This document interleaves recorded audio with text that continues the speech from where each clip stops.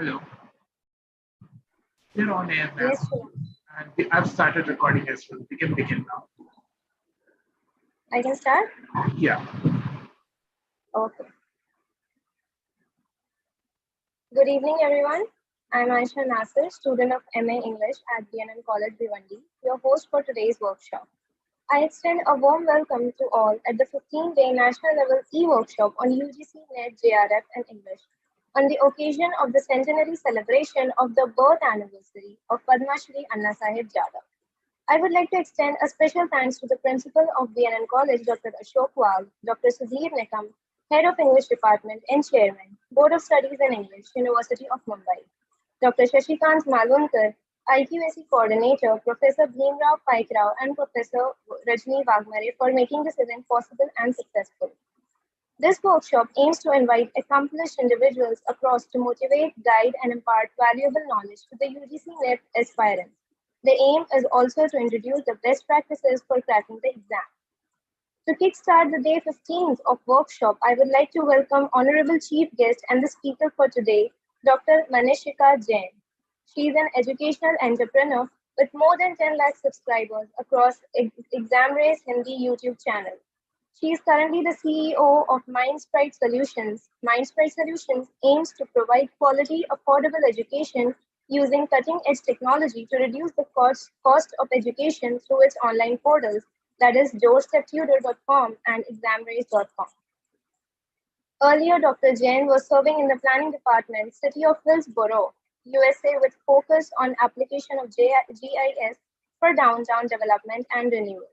She completed her doctorate on the analysis of urban sprawl and development of Udaipur, Rajasthan, India. Her doctorate thesis is referred globally by several students and researchers working on urban development. Her papers have more than 40 citations. Dr. Manishika, ma'am, we are very grateful for your presence among us today.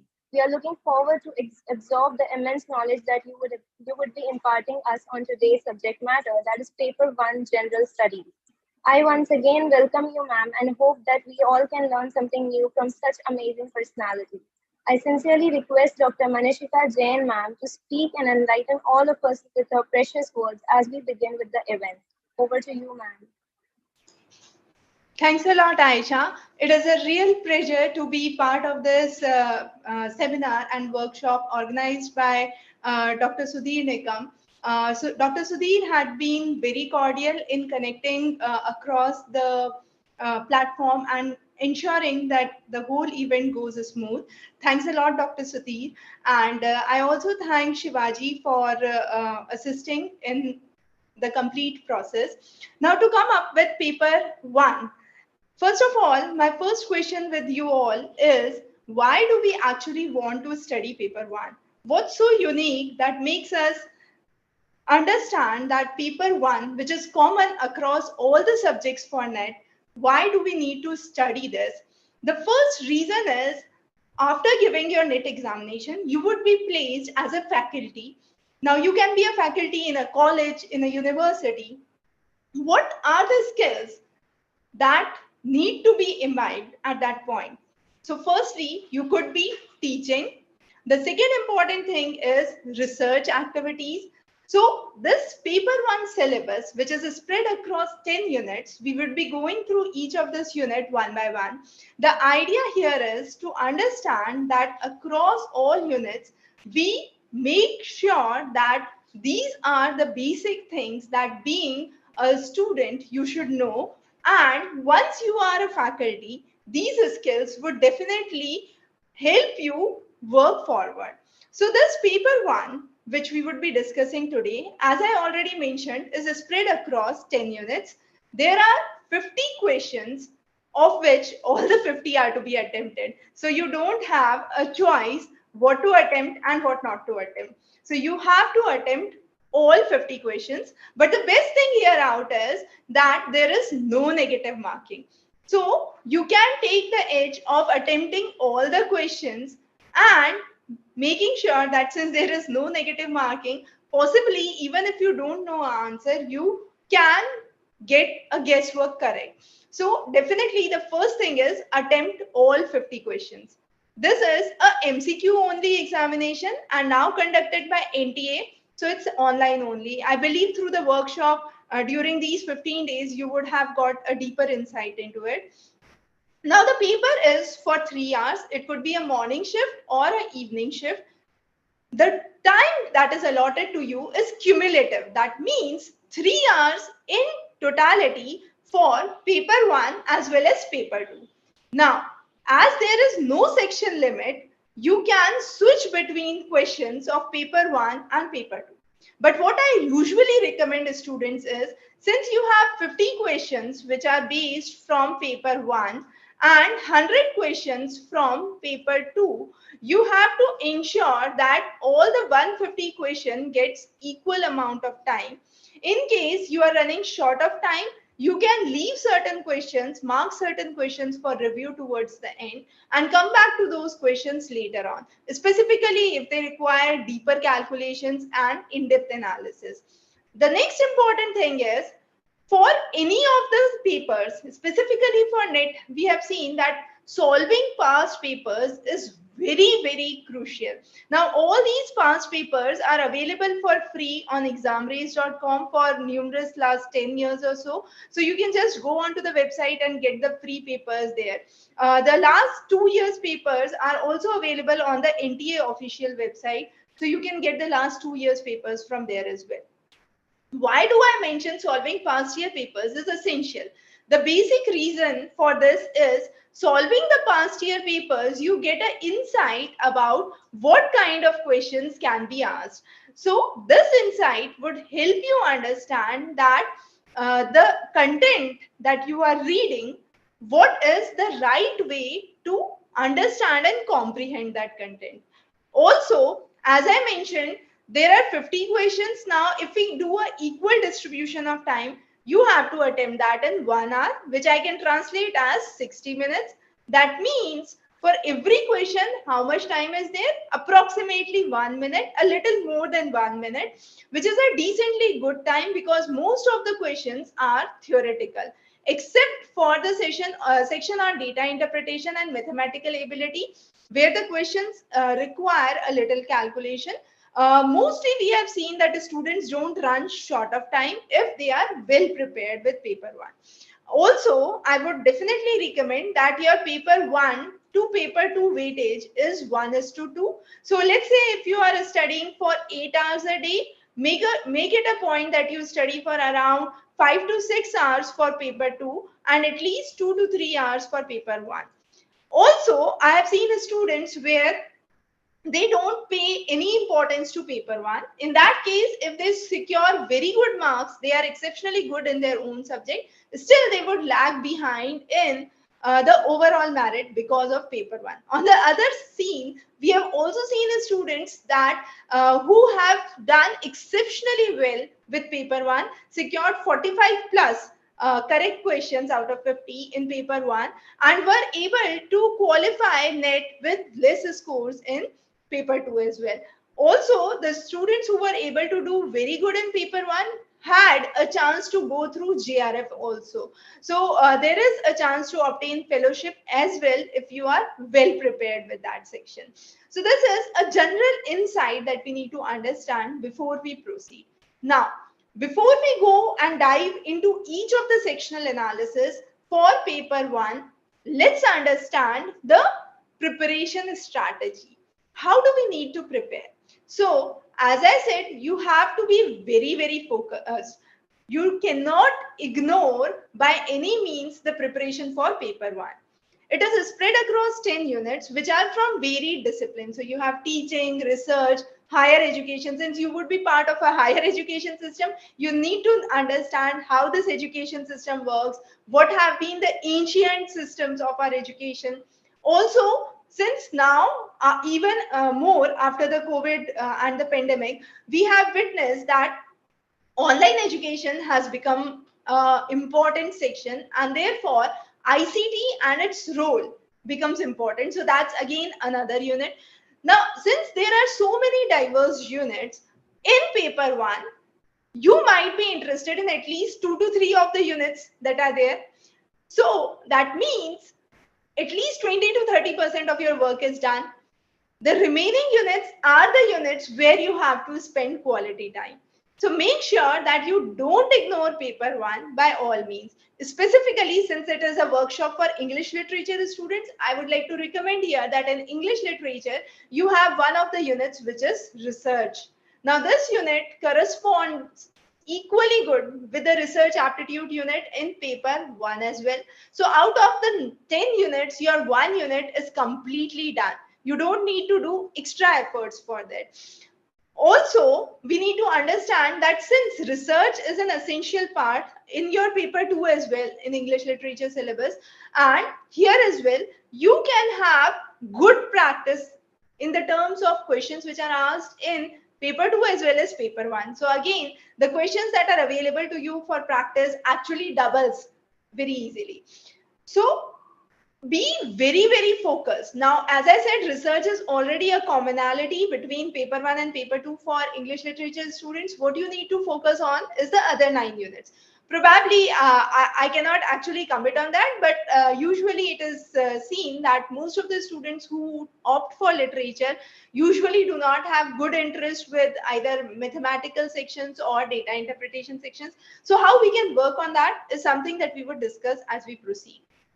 The next is the syllabus is very vast, and recently we have seen lots and lots of contemporary information which is asked in the paper one. Now, to cover those contemporary information, what is the right source?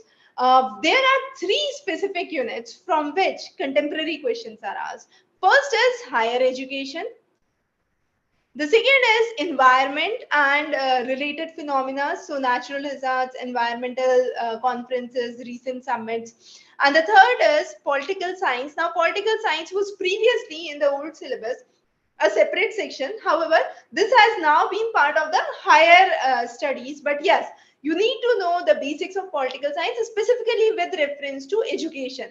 Any article, any amendment which has been brought in special regards to education, you need to know that. So those are the 3 areas where contemporary, that means the current information needs to be addressed.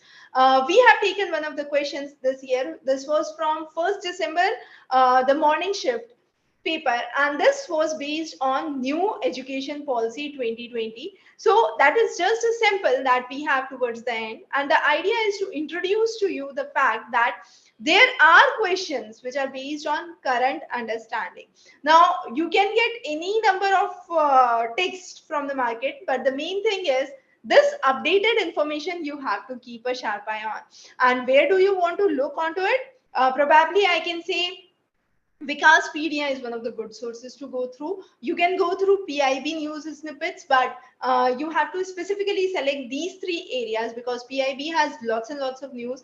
You have to focus only on those news. Even if you don't get time, on exam race, we have the current affairs section where we have separated topic wise. So you can just select these 3 topics and get the news done for these 3 topics, which would in itself be more than enough. And the most important topics for this time we have covered in this session, and also we would be covering the expected topics for these sections on the YouTube, which is again free for you, so you can refer that. The next is preparing the timetable. Now, as I said, 1:2 is the ratio. That means if you are spending 1 hour for paper 1, 2 hours for your paper 2, but pay special attention to few specific things. What are those few specific things? The first important thing is any theory, any concept which is based on the syllabus, and the recent happenings which are really very scoring. Also, the depth of the questions we have seen in the last 2 papers, which was 2020 and 2021, the depth of the questions from each of the section is higher. That means previously the questions were relatively simpler. They did not require an in-depth knowledge, but now they require a deeper knowledge on each of the topic. That means, let's say if it's a question from philosophy, it would require more in-depth knowledge in the topics related to logic, Indian philosophy, Hitvabhas, fallacies. So that must be done in a detailed understanding. And the more you practice the questions, the better it is. There is no shortcut to practice. That's the most important thing I recommend. So do a systematic selective study. What do I mean by selective study? Selective study, I usually recommend to students, find out your own weaknesses, do a SWOT analysis, that is your strengths, weaknesses, opportunities and threats. So focus on your weak areas, which areas you have trouble with. Your areas could not be common with your friends or any other person whom you are doing a group study with. So be selective, know your own weak areas and focus on that. Usually what happens closer to examination, we have a tendency to re-repeat the things which we find easy. And in this process, what we do is we leave the most difficult section towards the end. Please don't commit this mistake. By all means, revise those topics, focus on those topics very nicely which you find difficult. A good way I could suggest is, whenever you are feeling drowsy or sleepy, pick up a topic that you find challenging, so that would have you awake and would have more time to be spent with the content. The next is practicing. The more you practice, the more you get refined. Over the previous years, we have seen that similar kinds of questions, specifically for teaching aptitude, specifically for research aptitude and higher education, similar kind of questions are asked off and on. So the more you practice, the better it is. While you are working on MCQs, focus on the terms, not except, only, if and only if. So those are some of the terms that are confusing. Students do not take a guarantee to understand that even if they know the right answer, they would in confidence be skipping the word not and attempting the first choice as correct, which would make your answer incorrect. So if you get time, do come back to the question, revise, but that's only before if you are left with ample amount of time during the examination. Do have a proper break, a rest, and then go for examination. Don't get yourself into a huge tension that you are appearing for the exam. So those are some general guidelines to help. Now coming on to our main theme, paper 1. So these are the 10 units that are there. Let's dive into each of these units one by one. As I said, each of these units are meant to assess a different aspect of your personality. Now, students with English literature usually find reading comprehension as a very easy section, and again, they find the section on research aptitude relatively easy because that's a common section. So 2 of the 8 units you have in your hand. That means if we consider there are 10 units and equal weightage from all units, so let's say 5 questions from each unit, which is actually not the case. Research aptitude, we sometimes have 7 to 8 questions as well. So there is a little variation in the number of questions which are asked, but on an average, if we consider that there are 5 questions which are asked from each of the units, then your 10 questions are already done from these 2 sections. So you have to focus and work for the remaining 40 questions. Now for the remaining 40 questions, find out the selective areas which you find difficult, as I already mentioned. So let's dive into each of these units one by one. The first is teaching aptitude. Now, the most important thing while solving a question on teaching aptitude is understand what kind of response would you have if you were a student. So don't try to understand this as a perspective of a teacher, but as a perspective that you are a student and you are a part of the class. What would be the best quality you would like in a teacher? And then also try to understand based on the teacher's response, what would be the best thing that you would like to have. So that would ensure that your teaching aptitude section is ethically going sound.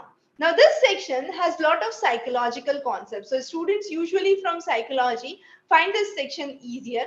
Also, this section has a lot of content from education. So students again from education as a subject find it easy. Now, what are the common things that we need to understand here? Some of the common offline-online methods, which are Swayam, Prabha, MOOC, all of these we have covered separately as lectures on YouTube, so you can refer those. Then what are the ways of teaching the traditional, modern, and the information technology based systems. Summative and formative evaluation. What is evaluation? How do we differentiate between summative and formative evaluation? A very, very common question which is asked in net examination off and on. Then we have CBCS, the choice based credit system. This was something which was introduced earlier, and when it was introduced, this was not part of most of the colleges, so students find difficulty in attempting questions related to it. But now CBCS is part of most of your colleges, so you are well aware with this credit system. But yes, know this credit system in detail. You can have questions from this. In 2019, 2018, we had seen every time at least one question from CBCS.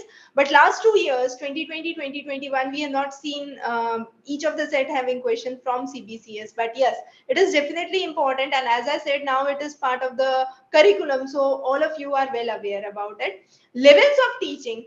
Gangs learning was one of the important concept which was asked in 2020, again in 2021. So gangs learning hierarchy is very, very important. Again, this is one of the topics that we have covered on the channel. So go through this topic and try to have a comprehensive outlook about the levels of teaching. Level of teaching is one of the interesting topics for 2021. Nearly every set had at least one question from this section, be it memory, understanding, or the reflective level. I really cannot go into more detail as of now because of the time constraint. Otherwise, we would have discussed on each of the topics into detail. The next unit, which is research aptitude, here positivism, post positivism, the difference between the two is very, very important, very, very crucial. And this is something I believe also part of your research paper in English literature as well. So again, you have an edge here. Thesis and article writing, the formats and the styles, the APA style, the Chicago style, and more. Then research ethics. Again, recently this has gained very high importance. Plagiarism, research ethics, what are the important steps under research ethics?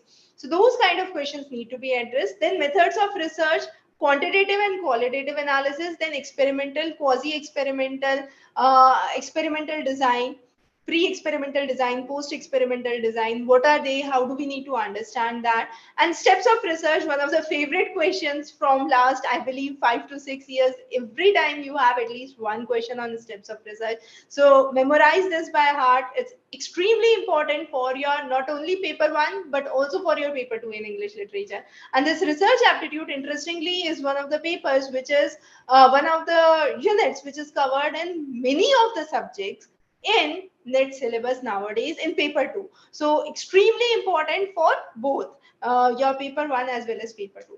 Coming on to comprehension, as we have seen through the last few years, the comprehension questions are relatively easy. So you don't have to bother a lot about it. If you have been reading your course books, then you have a well insight. If you can read and understand, that's it. That's what is judged. So questions are relatively direct. No tricky questions.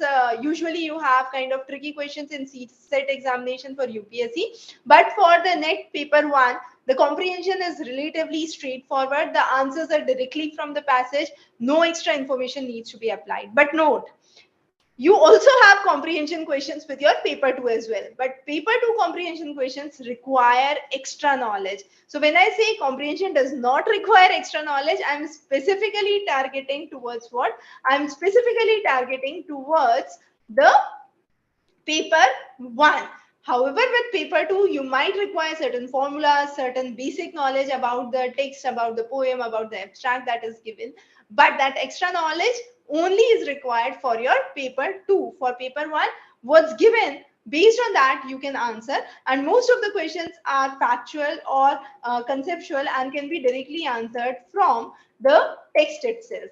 The next is communication. Extremely scoring topic, extremely simple topic. So nothing much difficult which is there in communication, except for the concepts given by various scholars. So there could be a concept where, let's say, you are asked about information overload. Who gave the concept of information overload? The 7 concepts of information overload.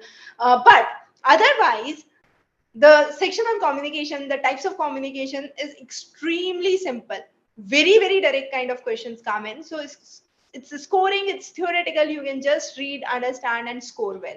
The next is here where most of the students from literature background find it difficult. So here I would recommend focus on few areas. First is profit and loss, simple and compound interest, a lot of question being asked these days. Practice well on number series and letter series, at least one question from this section. Then you have questions from speed time problems, which is again relatively one question which could be solved by unitary method. So these questions, as I said, have a specific pattern. Now since they have pattern, this time there were questions related to clock and calendar, so this is a relatively less heard of kind of questions which were seen in your net examination. But yes, this time there were clock questions, calendar questions. Now clock questions, if you are wearing a clock, you can just think about changing the hour hand and the minute hand and see what the readings could be. The questions could be based on analog or digital clock. So again, calendar, very interesting problems are there. So this is again a very scoring topic. But yes, profit and loss, simple interest, compound interest, the commonly asked questions for your aptitude section. So cover these sections very carefully. And these sections, the best thing is you can practice well by attempting well. So more the questions you practice, the better it is. Number series, letter series again comes with practice. So the more you practice, you would understand, okay, this is a square series, this is a cube series, this is +1 series, this is alternate number series, this is Fibonacci series. So all those could be well understood through practice. The more you practice, the better results you would get. The next unit is logical reasoning, the extremely big unit.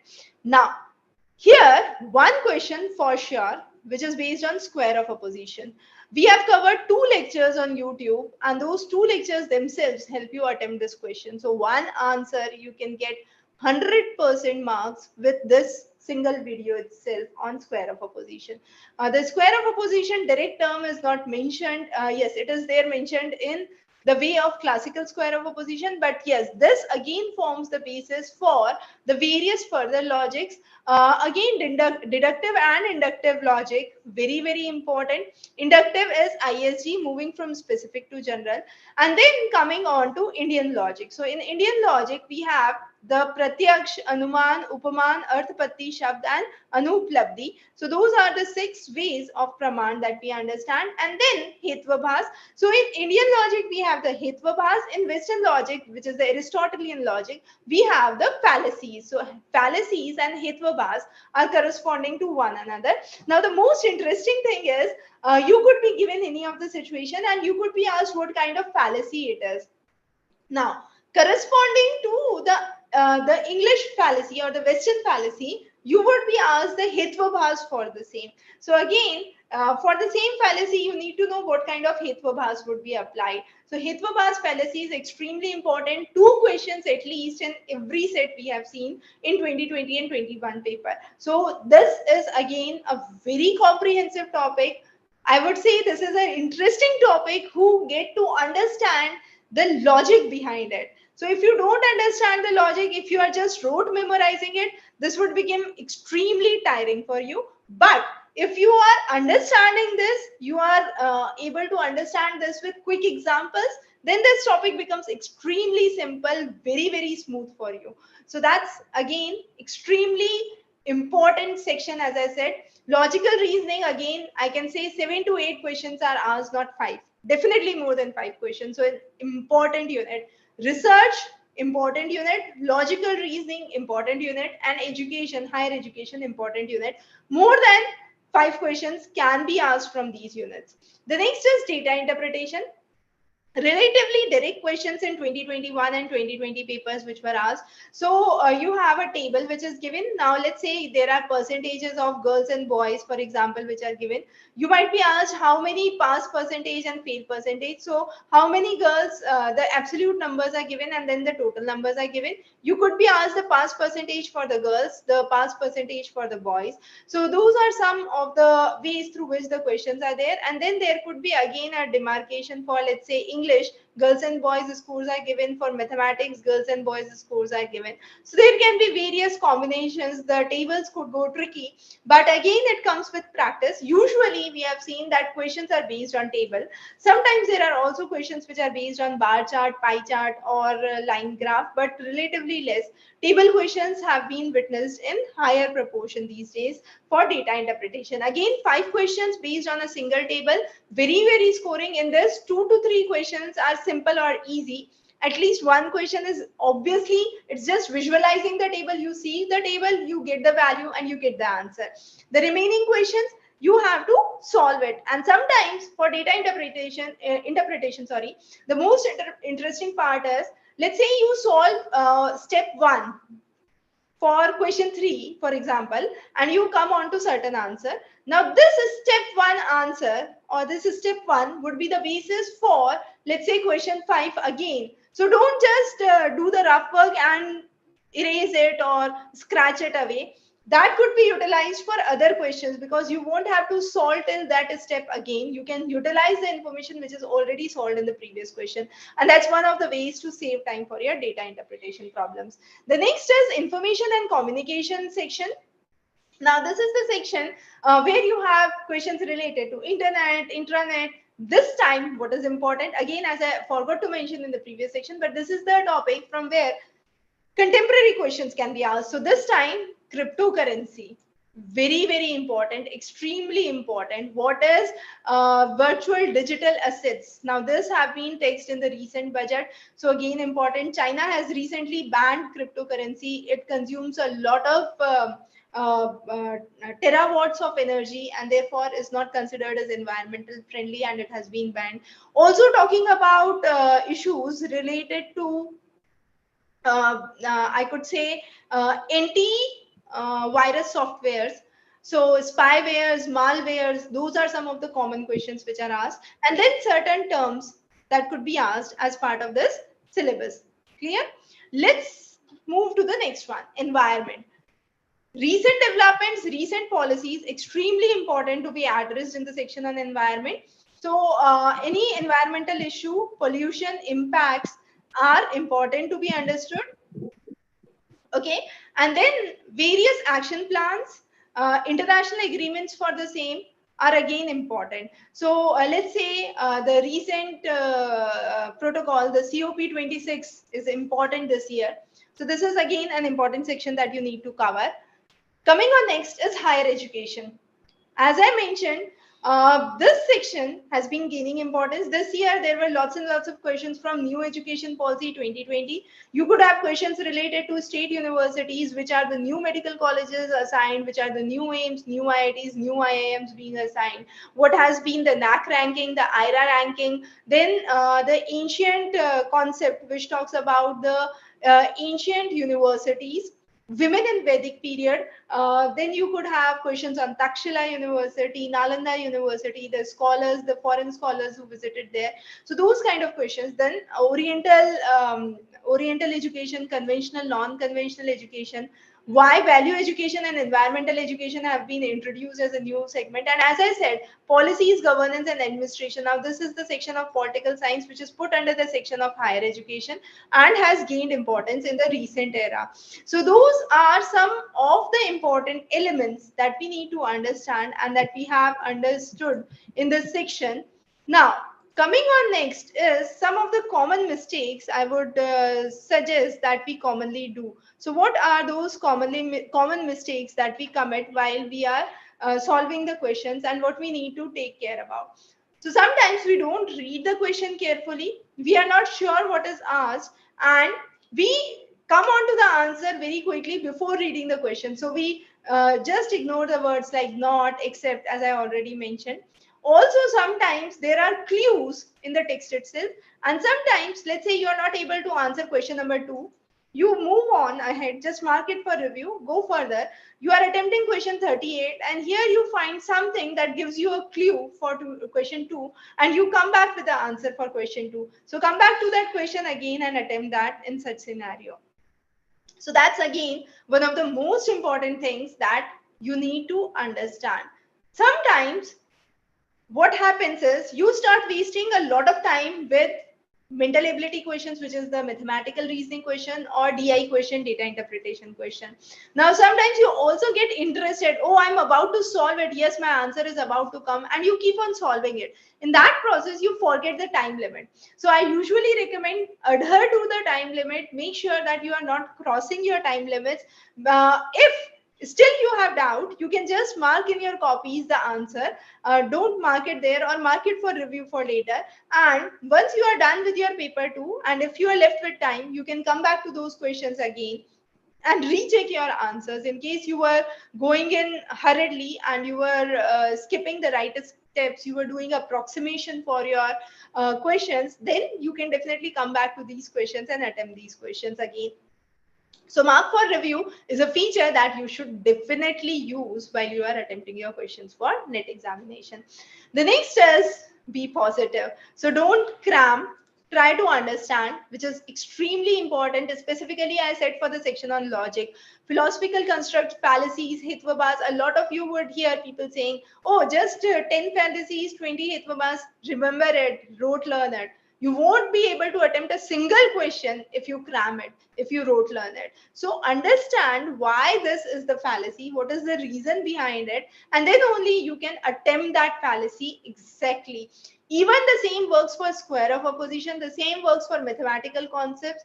Cramming would work only if there are certain theories. For example, let's say in the first unit on teaching where you have psychological construct, if I have a question on Piaget's cognitive development theory and I'm asked about the 4 stages, then definitely rote learn would work, that yes, these are the 4 stages that Piaget has given, and based on those stages you can answer the correct stage of the cognitive development, for example. So this could be one of the very direct questions that could be addressed. Next is, don't think of the test or yourself in a negative way. Don't think that I was not able to complete 2 units till the end, I am still running short of time. Be positive, stay positive. Whatever you have done, have a confidence in that. And sometimes your group, your peer group generates a stress. I did so much, you have not been able to complete that, and that stress creates a negative impact on your mental well-being. So even when you know certain concepts, you will feel that I'm running short of this concept, I don't know this, I'm confused, I'm not able to understand, I'm not able to retain it. So those kind of confusions usually come up. So during the day of examination, just before the examination begins, don't do this mistake that discuss questions, or if someone is bringing questions to you, don't entertain it, because sometimes you can even get incorrect information at the last moment, or the conceptual clarity of the person who is giving the information could not be correct. So those are the questions to be checked. If you are way ahead of your examination, definitely you have ample time, you can check and cross check and refer your text and go well with the studies. As I mentioned, the difficulty level over the years have been increasing. So definitely superficial study would not help you. If you are going through just the last day booklets that you get from somewhere, then definitely paper 1 is something that you cannot crack by all means. So what is very, very important is to have patience in your examination hall. Make sure that you are working carefully in the examination hall. You are assimilating the concepts carefully, not doing silly mistakes, focusing on the time limit, and having confidence in yourself. So that's again very, very essential. Now, there are again another type of questions. This is common again for your paper 1 as well as your paper 2. So those are assertion reason questions. A lot of students struggle with assertion reason questions. These are actually very simple and very scoring type of questions. So first of all, I would say don't get afraid from these kind of questions. The best thing out here is to focus on what kind of questions are they. So there is assertion and there is a reason. First of all, say whether the assertion is correct or the reason is correct, whether one is false, one is correct, or the other is false, other is correct, or both are false. So if any of the other 3 situations are there, then you are already done. If you know one is false, then you are already done with the answer. But in case you are sure that both of them are correct, then how do you commit whether the assertion reason are correct and reason is not the correct explanation for assertion, or reason is the correct explanation for assertion? The best way is to use word because and link it. If it makes sense to you, definitely there is a sense in that, and we can say the reason is the correct explanation for the assertion. Otherwise, we can say reason is not the correct explanation for assertion. So that could be done only when you are able to determine that both of them are true. In only that circumstances you would be able to understand that assertion reason questions, how they can be solved and what's the best approach to go for it. Now, since the resource that we provide on ExamRace YouTube is a free resource, so you can just go on to ExamRace YouTube and search ExamRace. You can go on to the ExamRace channel, and there, scroll down on the first page, you would have the playlist which is marked as the NTA Net Paper 1. Now, in this playlist, you would have ample of videos which are already there. For example, Square of Opposition. Then you have new state universities, private universities. Then there is a video on women in Vedic period. Now, this was a question based on 2020 questions which were asked. So again, this is very, very important for coming examinations. Probably Ghosha was asked in one of the papers. So Lopamudra Gargi could be for your next examinations important. And then some of the new developments. So before the examination, every time we cover the series on expected topics. So if you are on through the channel, you can just get those for free and get an insight about what are the important topics that you need to cover.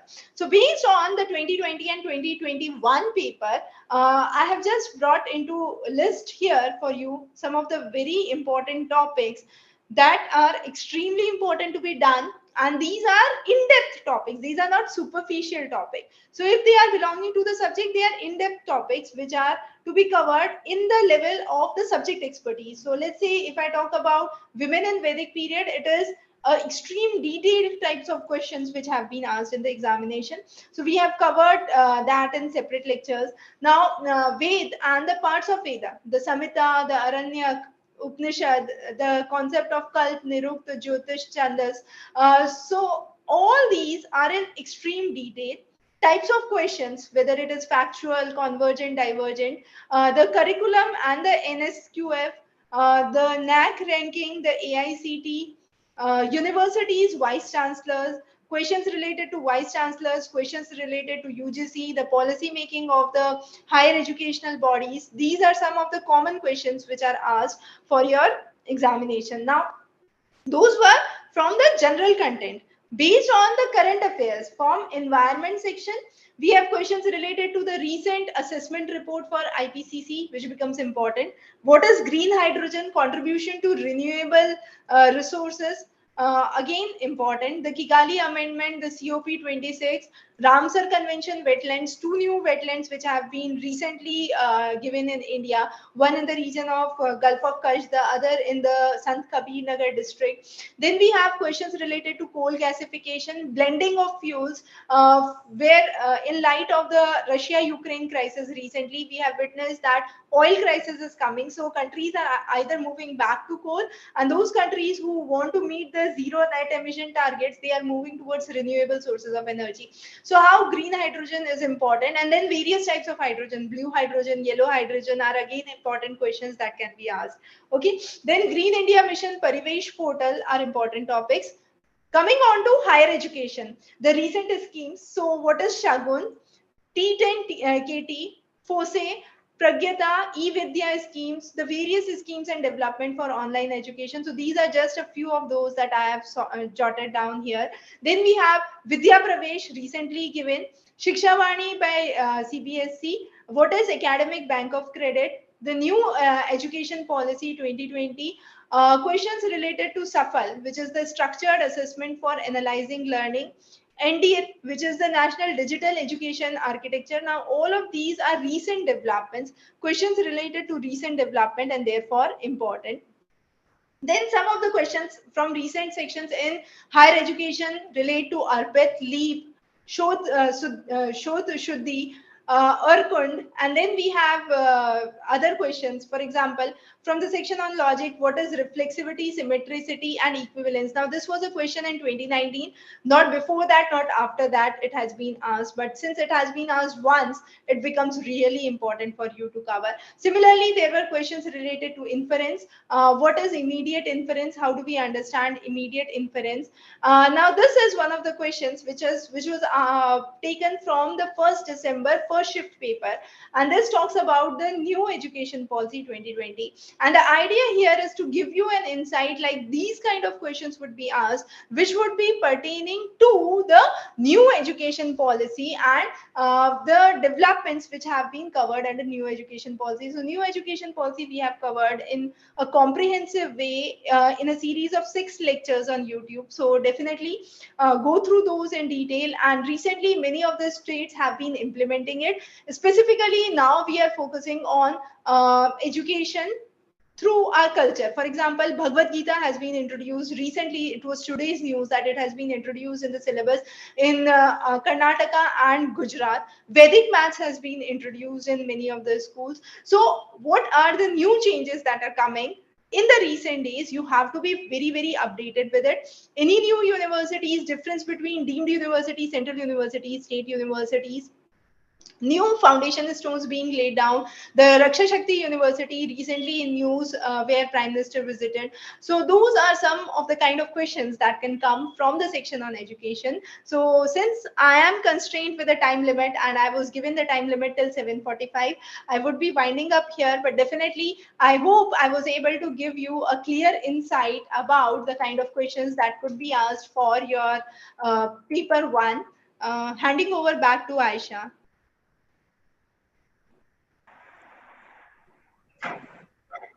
Yes, ma'am. Thank you so much, ma'am, for such valuable insights of the topic. You have explained with such amazing words. I'm so delighted to listen to you. Now, to summarize today's session, I would say that Dr. Manishika ma'am gave us general insights about the basic things that will help us prepare for exams, how solving last year's papers will be helpful. She thoroughly explained about preparation strategy, like how to be focused and manage time well, to do systematic and selective study, to work on areas that we find weak. She also amazingly explained about the units of paper one. Some of those topics are teaching aptitude, comprehension, communication, mathematical aptitude, logical reasoning, data interpretation, information and communication technology, environment, higher education system, and also about assertion and reasoning questions. She also reflected us about the common mistakes that we make without even realizing. And at last, she told us to be positive, patient, and confident. I, Aisha Nasir, on behalf of B.N.N.College, would like to extend my sincere thanks to Dr. Manishika Jain. Thank you for giving us your valuable time, ma'am. Thank you so much for such amazing and informative explanation. Your session has enlightened us in more than one way, and I surely hope that it will help us in our near future. Thank you very much, ma'am. Now, moving forward, I would like to... Yes, ma'am. Thank you so much.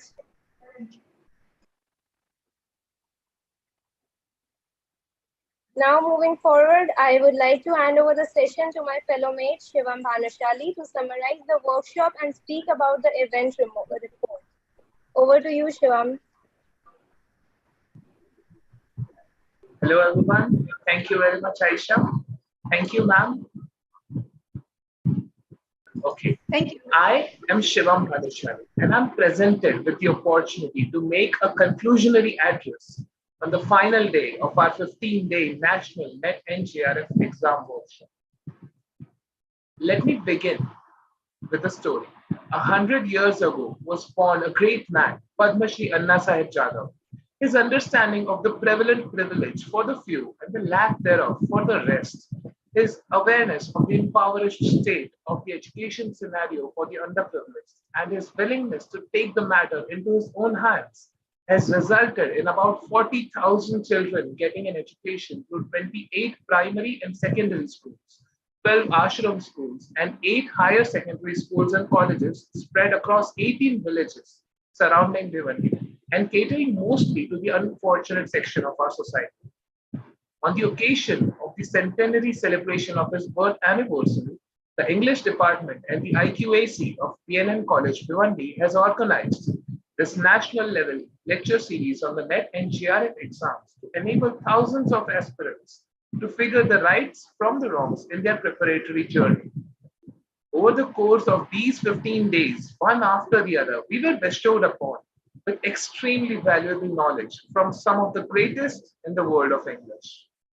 We learned about all the various units from our NET and JRF exam syllabus, and we gained insight into what exactly are we getting into, how hard we are going to need to work. We were inspired, we were cautioned, we were guided, and we were given clarity so that we could now better realize the profoundness in choosing the literature life. On the day one, Dr. N.M. Babu, former senior faculty at Kerala University, made the keynote address. Sir gave a detailed overview of the significance of the NET and JRF exam and helped us create a basic checklist that the students can adopt to clear the exam.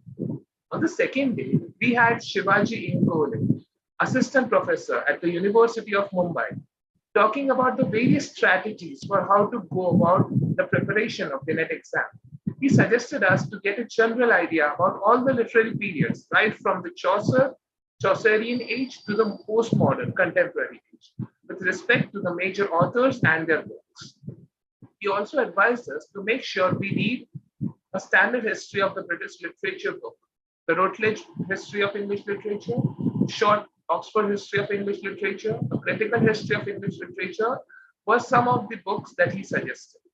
History of English Literature by Edward Albert was also another one of his suggestions.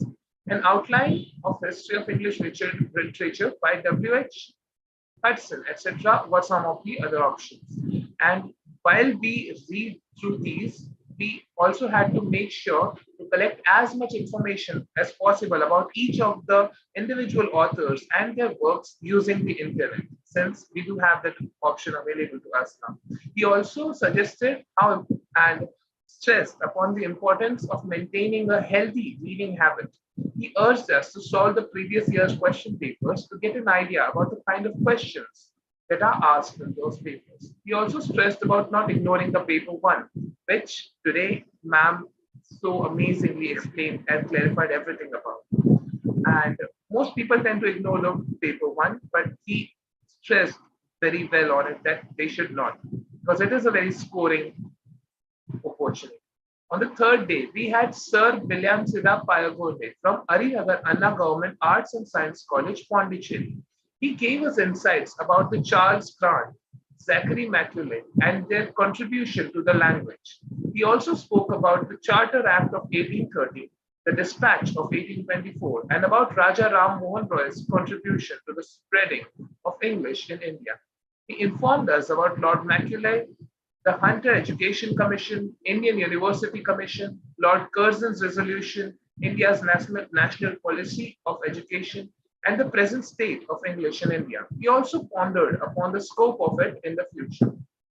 On the day 4, Vaidehi Haryani, research scholar and visiting faculty from Maharaja Krishna Kumar Singh Ji Bhavnagar University, Gujarat, enlightened us about the different kinds of story writing. She also explained the various elements that constitute a story, like the characters, the plot, the narration, the genre, the length of the story, etc. She introduced us to the father of the short story. She also gave insights into how to write our own short stories.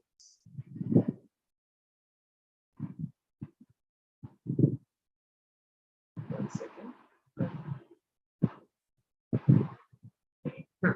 On the day 5, Ma'am Mrinal Raj Vivek Mohite, Junior Research Fellow at Shivaji University, Kolhapur, Maharashtra, gave us an overview on the topic literary criticism. She elaborated and discussed on the paper pattern of the NET exam, the timelines of the British literature. She spoke about the philosophers, critics, and thinkers, right from the traditional to the modern ones. She said, we all enjoy reading literature, whether it's poetry or novel. But when it comes to analyzing and interpreting it, we are suddenly all unsure and hesitant. And that this reflects that we need to work on our critical thinking and not simply treat literature as an entertainment if the goal is to create a career out of it. She made it perfectly clear that for the aspirants to understand and use the theoretical lens of criticism and theory in the analysis of literature is of utmost importance. On the day 6, Professor Shrikant Mohan Rao from first grade college Manhali, Karnataka discussed some tips to prepare for the literary theories. He suggested studying the history of Western philosophy from Plato to Derrida, using books like History of Western Philosophy by Bertrand Russell and The Story of Western Philosophy by Will Durant. He said to study the world history, we should focus on the indexical information first and then the insightful information. Sir then discussed the difference between the literary criticism and literary theory. He explained some of the most important perspectives towards literature. He spoke at length about the new criticism, formalist terms, Russian formalism, and about structuralism and post-structuralism and Saussure's theories of language. He also gave some tips to remember the things he talked about better. On the day 7, we had Meenakshi Srivastava, faculty at Government College Ratlam, Madhya Pradesh, who helped us learn the various types of and the right way to conduct research. Ma'am explained how to properly use the numerous tools we have available.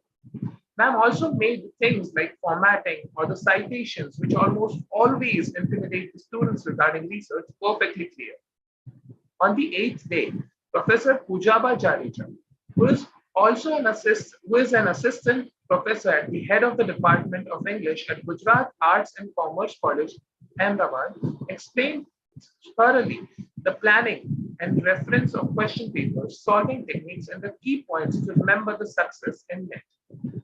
She then went on to discuss the types of non-fictional prose, pre-Renaissance prose, post-Renaissance prose, restoration, neoclassical prose. She also unearthed some very interesting fact files and spoke about the prose of the Romantic age. On the day 9th, we had Raj Mukhopadhyay, assistant professor at Netaji Subhas Mahavidyalaya, Haldibari, West Bengal. He shed light upon the world of fiction. He gave us a very long and almost exhaustive list of the literature works to look out for. He pointed out that it helps to focus more on women, black writers, Dalit writers, and contemporary writers. He also suggested reading briefly the biographies of writers who have won the Nobel Prize, the Booker Prize, the Pulitzer Prize, the Sahitya Academy Awards, and other such awards. He also stressed on paying attention to the intertextuality of the various topics. He also gave a quick mantra, that is to read, to repeat, and to revise. On the day 10, we had Mr. Apurva Shahi, full-time PhD research scholar at Jivaji University, Gwalior. He discussed language. Sir talked about its origin and how language acquisition involves structure, rules, and representation. Sir explained the difference between pidgin and lingua.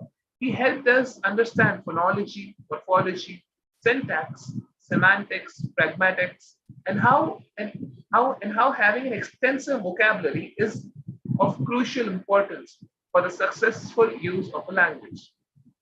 On the day 11, we had two very intriguing sessions.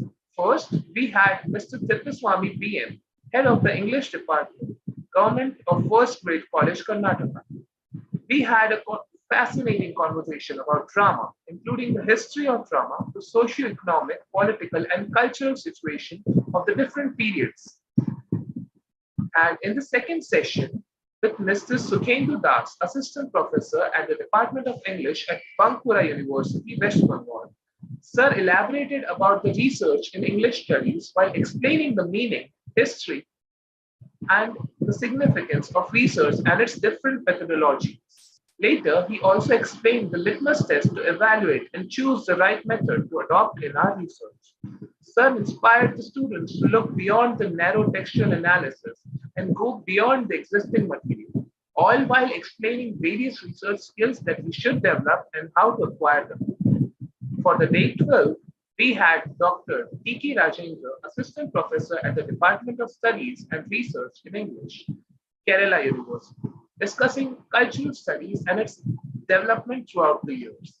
We had an extensive conversation about the various historical backgrounds, industrial society, and the perspective of Theodore Adorno, Max Horkheimer, and Matthew Arnold in the field of cultural studies. He gave us an in-depth view of the tradition and anarchy. Following Dr. P.K. Rajendra on the day 12, we had with us Miss Unnati Ching, Research Assistant, Malawian National Institute of Technology. Ma'am explained the cultural studies, its needs, the components, and the disciplinary boundaries, mentioning how cultural studies and politics differ.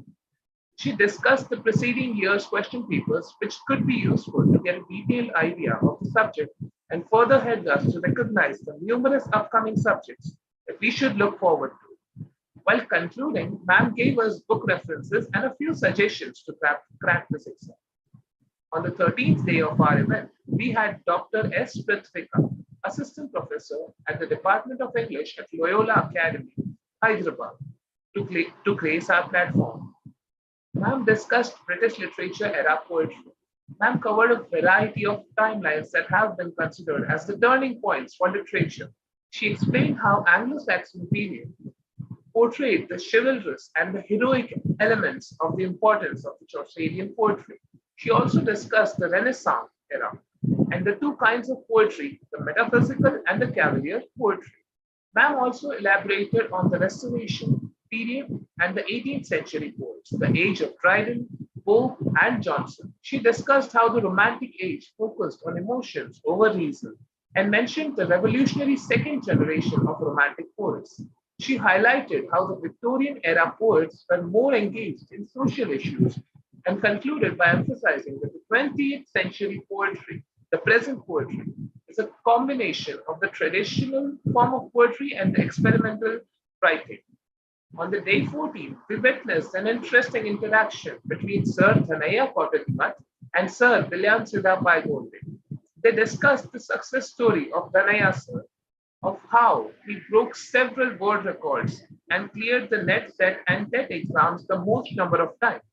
And today, on the 15th day of the workshop, we had the privilege of listening to Dr. Manishika Jain, who helped us understand how to deal with the paper one of the NET exam. I'm overjoyed to thank all of our guest speakers, the college, the Department of English and IQAC, and very importantly, all the hosts and the students who helped in making this workshop a success. I would also like to thank everyone who attended the lectures and would be attending them now, that you have heard me telling about how good they were. You can find them all in a playlist on YouTube on the Department of English page, B.N.N.College. That being said, I would like to wish all the aspirants all the best. And with this, I would like to conclude my conclusionary address and invite Aisha Nasser to take over. Thank you, Shivam.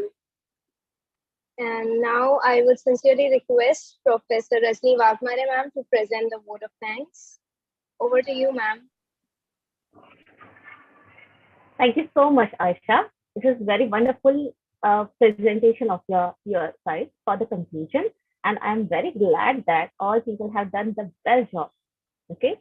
Today, this evening, we all are gathered here to celebrate centenary celebration of a birth anniversary of our patron, Padma Shri Anna Saheb Jadhav. For his proud movement, we sow the seeds of education, and this e-workshop is one of the seeds that we put towards the education for the English department and the people those who are really aspiring and working hard to clear and crack their NET examination. I, Rajni Rajendra Wagmare, Faculty of English, B.N.N. Mahavidyalaya, Bhiwandi, affiliated to Mumbai University, would express my deep gratitude to all the honorable guest speakers, motivators, and enlighteners of this program on behalf of my English department. I wanted to give my deep appreciation and thanks to Dr. B.N.N.D. Babu, Professor Shivaji Ingore, Professor Bilyan Siddha Paigonde, Professor Vaidehi Haryani, Madam Mrinal Rajvek Mohide, Dr. Shrikant Mohana, Professor Meenakshi Srivastava, Professor Pujaba G. Jadeja, Professor Raj Mukhopadhyay, Teaching Associate Apurva Shahi, Professor Chitteswamy BM, and Professor Sukhendu Das, Dr. T.K. Rajendran, Madam Unnati Jain, Dr. S. Prithvika, Madam Mansika Jain, and a great inspiration for all of us, Mr. Dhanaya Kautavimatsa. I'm really thankful from the bottom of my heart for giving us your precious time, ostentatious effort, and sustenance to make this program efficient. I also want to express my sense of appreciation to all the participants and the aspirants for their endurance and the persistence. Your immense support is equally important for us to make this program memorable.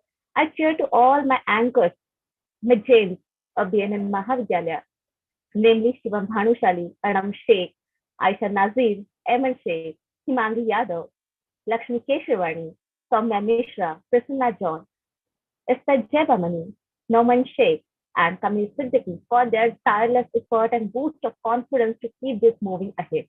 This event will be incomplete without the great appreciation of our pillars of education, our remarkable teacher.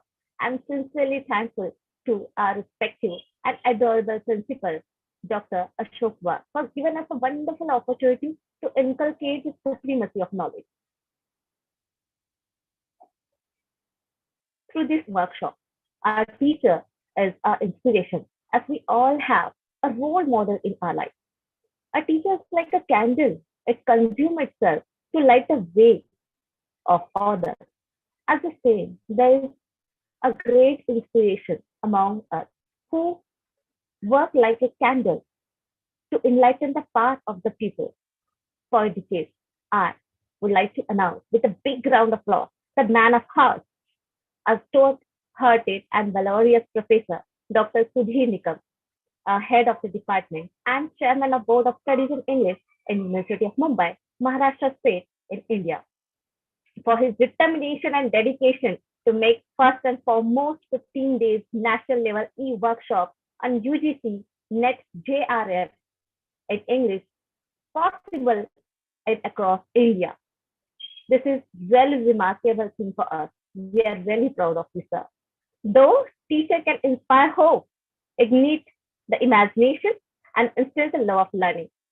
I wanted to give my thanks to Dr. Shashikant Manga, sir, our IQSC coordinator of B.N.N.College, for his inspiration and the instill of love of learning for literary learners, and our loving and caring professor, Bhimrao Paitra, for his magnanimous cure.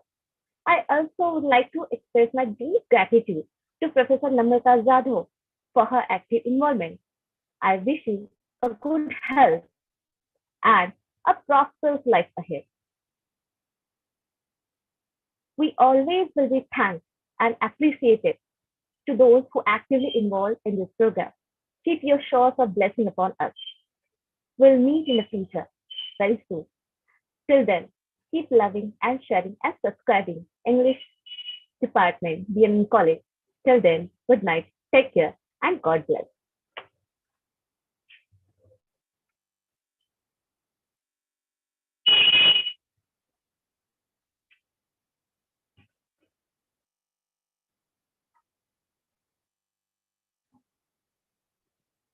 See you very soon.